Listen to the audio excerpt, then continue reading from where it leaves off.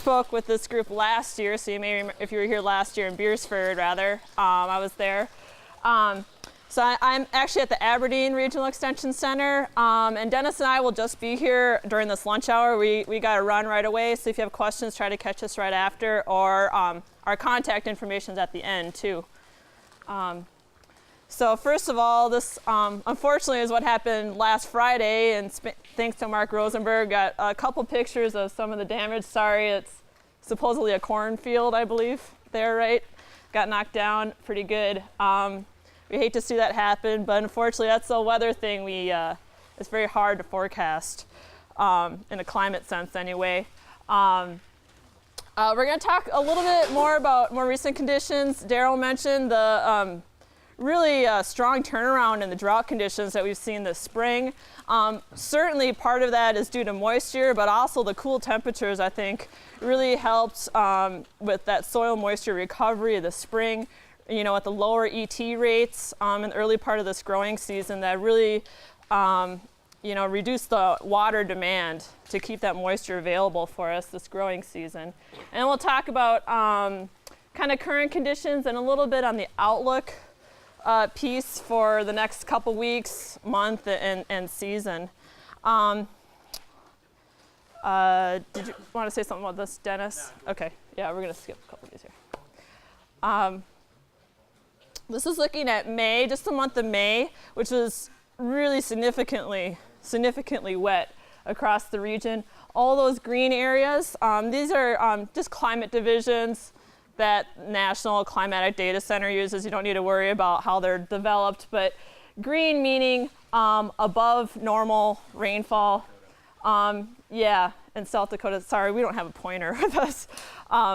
The very dark green were much above normal and record wettest. So that's this very dark green right there. And there, record wettest May in 119 years. So that gives you an idea of where we are there.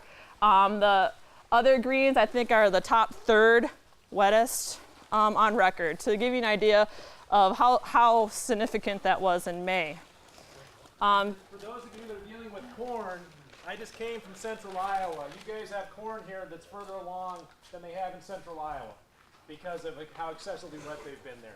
Yeah, and I don't know if any of you are from northwest of here, but I know they had, you know, monthly precipitation records around 10 inches or more up towards Lemon, Corson County area in May.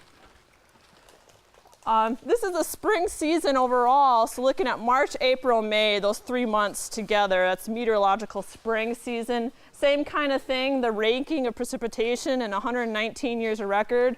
The dark green areas, you know, further southeast of us, you know, Iowa, southern Minnesota, record wettest spring, but that's not to discount what we've seen here in South Dakota. And I think that's very significant. Going into the winter, we saw huge deficits in soil moisture from the drought last year. Winter wasn't looking too great, but we've made some significant recovery since then in the drought situation.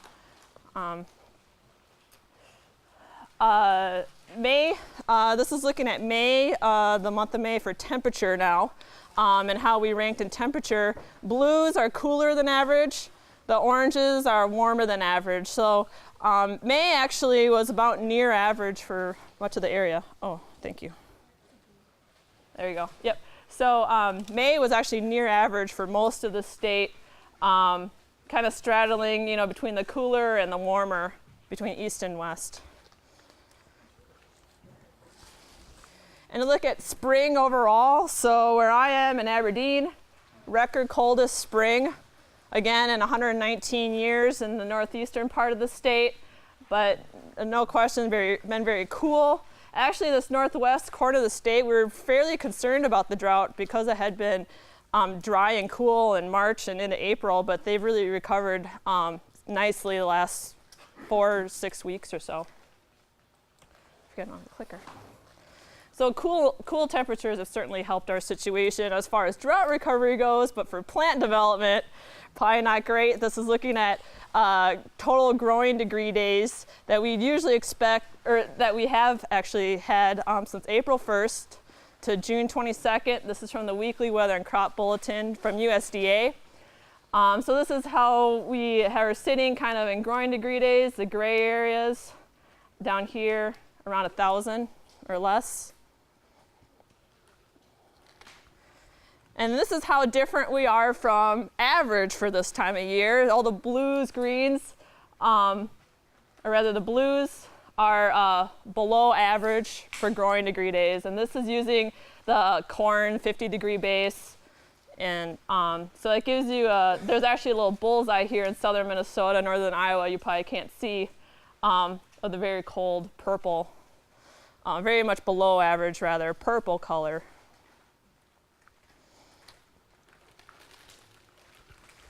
All right. So this is where we sit on the Drought Monitor today. Well, as of a week ago today. It just got updated this morning. I believe there are some changes. No, this is it. This is today. Sorry, yeah. Losing track. I've been on vacation all week. I haven't been in the office, so I've just lost track. I don't know if you guys, do any of you follow the U.S. Drought Monitor or see it? It's a weekly map put out every Thursday morning, and takes into account areas of drought. Any colored area is area of drought, and then the deepness of the colors according to this scale show how significant or intense the drought is. Going into the winter, I believe about 80 to 90% of the state was in some level of drought. So this is a very strong turnaround, really last 2 months.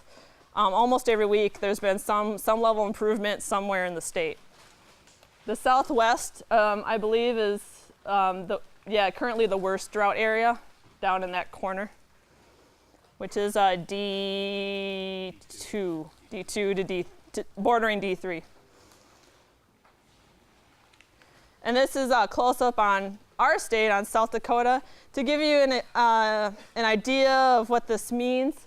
The D1, or moderate drought, is about a 1 in 10-year occurrence, roughly speaking, not strictly that way. The D2 is about 1 in 20-year frequency of drought. So to give you an idea of how severe that is. Do you want to say something about that? Okay, yeah, we'll skip over that one. To elaborate on the U.S. Drought Monitor a little bit more, it's not just a single index or a single number that goes into creating it.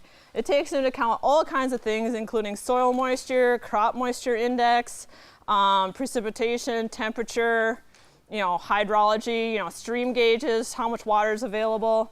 They take into account all different time scales from the last week, last 6 months, last year, to determine if there's a short-term or long-term part of drought that maybe is residual that we're carrying over, for example. I also bring this up, or we also bring this up because there's opportunity for input on impacts. So there's a little bit of a subjective piece here. The authors who put this together start with all the numerics, all the objective indicators, temperature, precipitation, and all that. But Dennis and I are able to input from the state, what are you actually seeing on the ground? Is there actually an impact out there? Does the low water actually mean anything? How are stock ponds looking? Is there any impact on corn development? That kind of thing. So if you guys hear or see of impacts in the field, we're happy to field those impact reports and feed them up into the process every week to help, give us kind of ground truth if the map is really on level of what it should be. Yeah, this came into play last year and kind of got things kicked off when we started increasing, because I actually had a contact, I think it was NRCS or FSA in Hockin County, and said, hey, it's pretty ugly out here, and the Drought Monitor is not reflecting this. And after a couple email exchanges, kind of explained what we saw, they filled us in, and the precipitation data was kind of mixed, but after talking with them, we were able to recognize and feed that up to the Drought Monitor office and say, yeah, we've got some local reports. Here's what the local reports are saying. we need to increase the drought monitor level. And they were able to do that Yeah. week. So. And we're on a recommendation basis. We don't draw the lines, but we can advise the author, right, on how significant or where the drought lines may be. So if you just had 10 inches of rain and you're telling us your crop is really stressed, that's probably not going to fly. But we can have Yeah. some information on it. So. Yeah. All right. We have a few of these maps here that actually reflect the U.S. Drought Monitor map from last week, but it's not too much different. I apologize, it's hard to see the colors on here. So the dark green colors are primary, this is for hay now.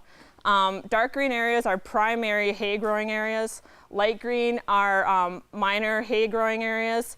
And then the red hatch color is showing you the area of drought according to the U.S. Drought Monitor. Okay, overlaid that. So you can see the areas of drought and where that is in relation to hay growing areas. So you know, there's been significant drought improvement here on this eastern side of the Corn Belt, for example, and the southeast. But still, our local hay area is in some level of drought here in the southern part of the state. Similar map, this is for corn now. I believe the number is very small. You know, maybe 15 to 20% of the corn growing area is in some level of drought currently. Very dramatic change. A year ago this week was the maximum area of corn in drought. I believe it was 89% a year ago this week. So we've gone from 89% of corn in drought to about 15 to 20%. Yeah, about that much area was covered under drought last year in the corn growing area. Yeah. And this is, we also have graphs like this. If you guys are interested in seeing these numbers later, we have several of these kinds of things showing for each corn growing state how much is in drought. So Nebraska is very significant. 83% of their corn is in some level of drought. Kansas, 75%, and so on. Mostly the southern states, southern plains states.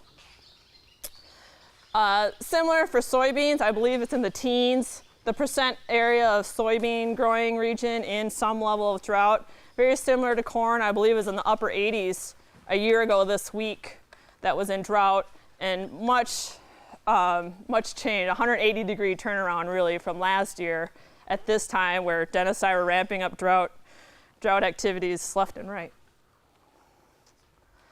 And then to show winter wheat, I know that's a grain of concern here as well for you guys probably.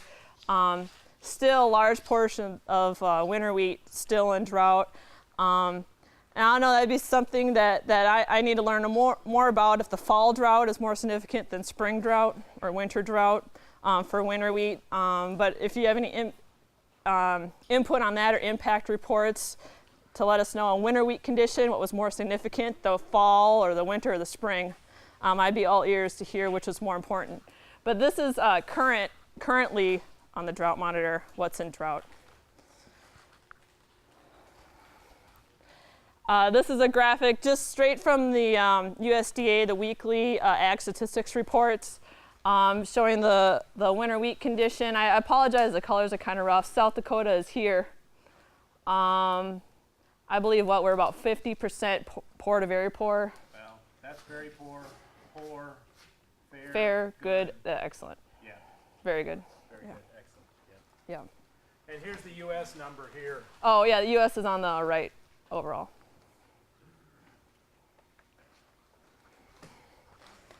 But we haven't seen that number change too much. It's improved a little bit in South Dakota this spring, but really it hasn't changed a whole lot since the fall. It's been 60-some% poor to very poor for quite a while.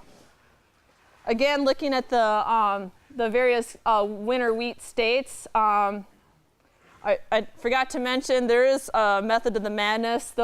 They're in order of significant production of that crop. So Kansas is the #1 top winter wheat, and then North Carolina is the smallest on this scale.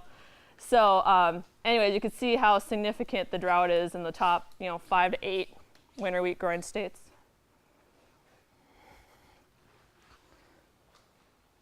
Okay.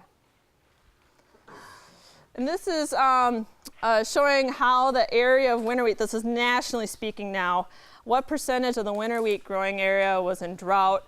Each one of these color lines is showing the drought level according to the Drought Monitor. So this is the D4 exceptional, D3, D2, and D1. So as you can see, a year ago this week, it peaked out about 76, 77% winter wheat in drought, and it's kind of tapered off now to about 50% of winter wheat in drought.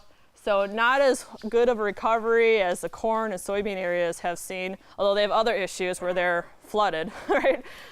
Not in drought, certainly. But that kind of gives you an idea of how it's progressed over the last year or so, where the drought ramped up very quickly last summer.